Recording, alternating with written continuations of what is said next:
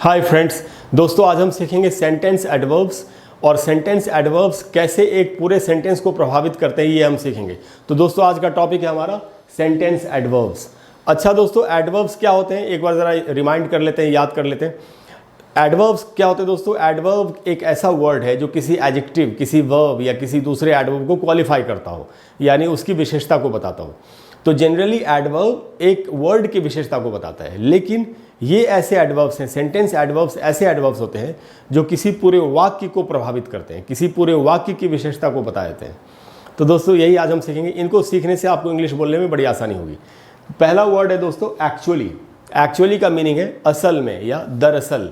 जैसे हम कहते हैं ना, मुझे दरअसल उसका पता नहीं मालूम था इसीलिए मैं वहाँ पहुँच नहीं पाया, इस प्रकार से। या हम ऐसे ही बोल सकते हैं, असल में मुझे उसका पता ही नहीं मालूम था तो मैं कैसे वहाँ जाता। वही मीनिंग है दोस्तों, असल में या दरअसल। और इसको सेंटेंस में कैसे यूज़ कर सकते हैं, तो एक सेंटेंस बनाया मैंने आपके लिए। He actually doesn't like street food. किसी के बारे में कोई किसी को जानकारी दे रहा है कि असल में उसे स्ट्रीट फूड पसंद ही नहीं है। स्ट्रीट फूड का मतलब है समोसे, चाउमीन, पकौड़े, ये सब। तो कोई कह रहा है कि he actually doesn't like street food, उसे स्ट्रीट फूड यानी सड़कों पे मिलने वाला खाना पसंद ही नहीं है।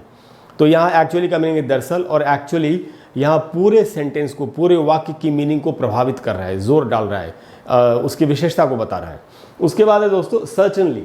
सर्टेनली का मतलब होता है निश्चित रूप से। जैसे कई बार हम कहते हैं मैं निश्चित रूप से इस काम को करूँगा, या मैं निश्चित रूप से तुम्हारी पार्टी में आऊँगा, वैसे वाला सर्टेनली। सर्टेन का मतलब है निश्चित और सर्टेनली का मतलब है निश्चित रूप से। सेंटेंस में कैसे यूज़ करेंगे दोस्तों?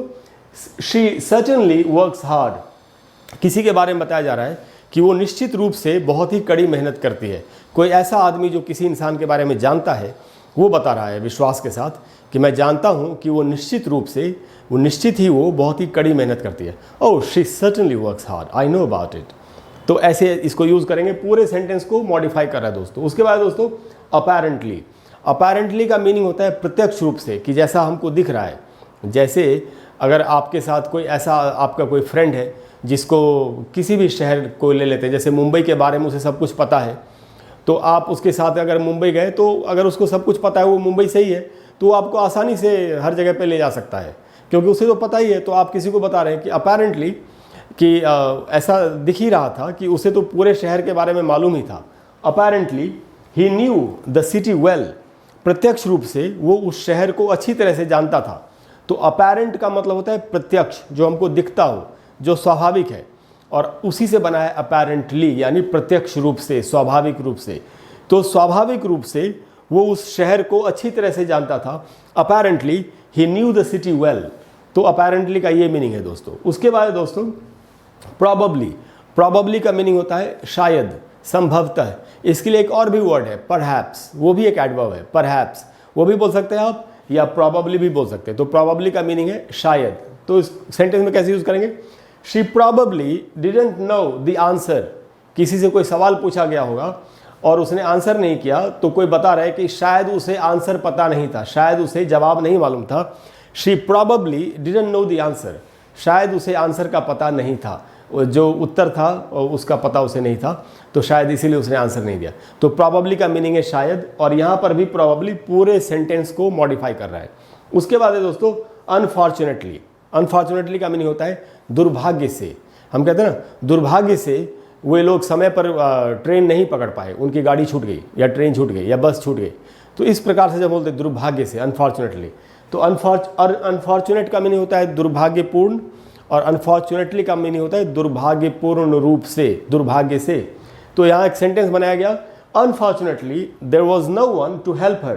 कि दुर्भाग्य से उसकी मदद करने वाला कोई नहीं था। अनफॉर्चुनेटली, दुर्भाग्य से, there was no one to help her. उसकी मदद करने वाला कोई नहीं था। तो दोस्तों यहाँ भी अनफॉर्चुनेटली पूरे सेंटेंस को प्रभावित कर रहा है, इसीलिए ये एक सेंटेंस एडवर्ब है। उसके बाद दोस्तों ऑनेस्टली। ऑनेस्टली का मीनिंग होता है ईमानदारी से। ऑनेस्टली को दोस्तों दो तरीके से यूज़ कर सकते हैं। पहले ये जो तरीका लिखा है मैंने, पहले मैं आपको उसके बारे में बताता हूँ। जैसे अगर कोई, जैसे कई बार हम कहते हैं ना, यार मैं ईमानदारी से बता रहा हूँ, मुझे इसके बारे में कुछ नहीं मालूम, तो ये वो वाला, उस वाली मीनिंग में मैं यहाँ पर यूज़ कर रहा हूँ। Honestly I didn't get the money. कोई बता रहे, अरे यार ईमानदारी से बता रहा हूँ, मुझे एक भी पैसा नहीं मिला, मैंने तो बहुत कोशिश की, बहुत चक्कर लगाए, लेकिन मुझे 1 रुपया भी नहीं मिला। Honestly I didn't get the money. यहाँ दोस्तों जब हम अपनी इच्छा को, यानी कि अपनी बात को बताते हैं कि असल में क्या हुआ था, यार ईमानदारी से बता रहा हूँ, मुझे तो 1 रुपया नहीं मिला। या ऑनेस्टली को अगर आप शुरू में, सेंटेंस के शुरू में यूज़ करेंगे, बिगिनिंग में, तो ऑनेस्टली का ये मीनिंग होगा। अब मैं आपको बताता हूँ कि अगर आप ऑनेस्टली को सेंटेंस के एंड में रखेंगे तो क्या मीनिंग हो जाएगा। अगर मैं इसी बात को ऐसे कहता, I didn't get the money honestly, या he didn't get the money honestly, का मतलब है उसने ईमानदारी से पैसे नहीं लिए, यानी कि बेईमानी करके लिए।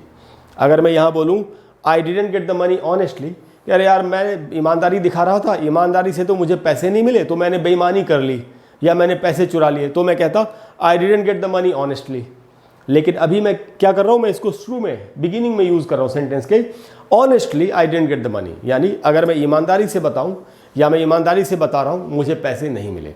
तो दोस्तों ये ऑनेस्टली का ये यूज़ आपको याद रखना है, और पूरे सेंटेंस को, पूरे वाक्य को ऑनेस्टली यहाँ पर मॉडिफाई कर रहा है, इसलिए एक सेंटेंस एडवर्ब है। उसके बाद दोस्तों लकीली। लकीली का मतलब होता है भाग्य से। हम कहते हैं ना, अरे भाग्य से मुझे बिल्कुल खिड़की वाली सीट मिल गई, प्लेन में या ट्रेन में या बस में या कहीं पर भी, तो वो है लकीली, यानी भाग्य से। तो दोस्तों एक सेंटेंस है, luckily I knew all the answers. कोई एग्ज़ाम में किसी ने हिस्सा लिया, एग्ज़ाम कोई पेपर दे रहा था अपना, और उसको भाग्य से, भाग्यवश उसको सारे उत्तर पता थे, सारे आंसर पता थे। यही बात वो किसी को बता रहा है, luckily I knew all the answers. भाग्य से मुझे, किस्मत से मुझे सारे आंसर पता थे, मैंने सबका जवाब लिख दिया। और उसके बाद है दोस्तों ऑब्वियसली। ऑब्वियसली का मीनिंग है दोस्तों, जब हमको कोई चीज़ स्वाभाविक रूप से दिखती होती है, जैसे कोई आदमी कामचोर है, तो हम क्या कहेंगे, ऑब्वियसली यार वो काम थोड़ी ना करेगा, यानी कि ये तो स्वाभाविक है कि वो काम नहीं करेगा। क्यों? क्योंकि वो आलसी है। तो स्वाभाविक रूप से इस प्रकार से जब बोलना हो तो आपको ऑब्वियसली का इस्तेमाल करना चाहिए। तो यहाँ कहा जा रहा है दोस्तों, he is obviously very hard working. Example है कि वो स्वाभाविक रूप से वो बहुत ही कड़ी मेहनत करने वाला है, यानी कि हम सभी जानते हैं कि वो बहुत ही कड़ी मेहनत करता है। Obviously he is very hard working, I know about it, कि हाँ मुझे तो पता है। तो ऑब्वियसली का मीनिंग है दोस्तों स्वाभाविक रूप से। यहाँ भी ये पूरे सेंटेंस को प्रभावित कर रहा है, इसलिए एक सेंटेंस एडवर्ब है। दोस्तों और भी सेंटेंस एडवर्ब्स हैं, जो मैंने सारे नहीं लिखे, मैंने उतने ही लिखे हैं जो मुझे लगता है कि बहुत ज़्यादा हम स्पोकन इंग्लिश में इस्तेमाल करते हैं। हमारा मकसद है दोस्तों स्पोकन इंग्लिश सीखना, कि हम आसानी से इंग्लिश बोल सकें। इसीलिए मैं बहुत मुश्किल वर्ड्स आपको नहीं बताए मैंने आपको वो वर्ड्स बताए जो हम बहुत आसानी से सीख सकते हैं और जिनको बहुत आसानी से सेंटेंसेस में इस्तेमाल कर सकते हैं। तो दोस्तों मुझे उम्मीद है कि इन वर्ड्स की मदद से आपको इंग्लिश बोलने में आसानी होगी। अगर आपको आज की क्लास अच्छी लगी हो तो प्लीज़ वीडियो को लाइक और शेयर करें और चैनल को सब्सक्राइब करें, और अगले वीडियो में फिर हम एक नई बात सीखेंगे। Thank you very much, bye bye.